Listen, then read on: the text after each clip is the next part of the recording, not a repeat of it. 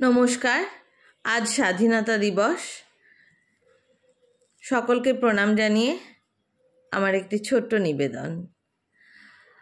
পাড়ার মোড়ে ঝান্ডা তুলে বক্তৃতা দেয় মুখোশধারী শহীদ মহান বিপ্লবী প্রাণ, কেউ তোমাদের ভুলতে পারি?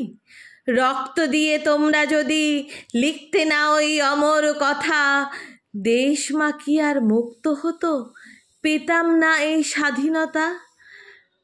সামনে কজন রিক্সা চালক, ঘাম ঝরানো কজন মানুষ, পথের পাশে দোকান থেকে উঠিয়ে আনা সবজিওয়ালা নীরব হয়ে শুনতে থাকে ঘাড় মোটা ওই নেতার ভাষণ। স্বাধীন হলাম যাদের ত্যাগে, তাদের কি আর যায় রে ভোলা?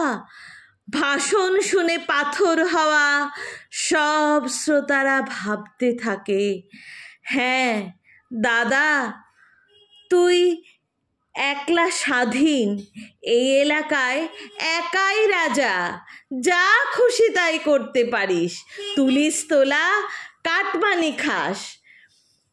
তোর মতো আর কেউ বোঝেনি স্বাধীনতার অর্থ যা।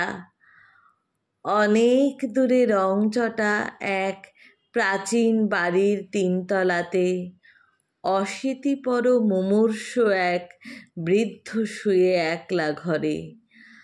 আকুল হয়ে আবছা স্মৃতি হাতড়ে বেড়ান অগ্নিযুগে। নেতার ভাষণ তার দেওয়ালে স্বাধীনভাবেই আঁচড়ে পড়ে। নমস্কার।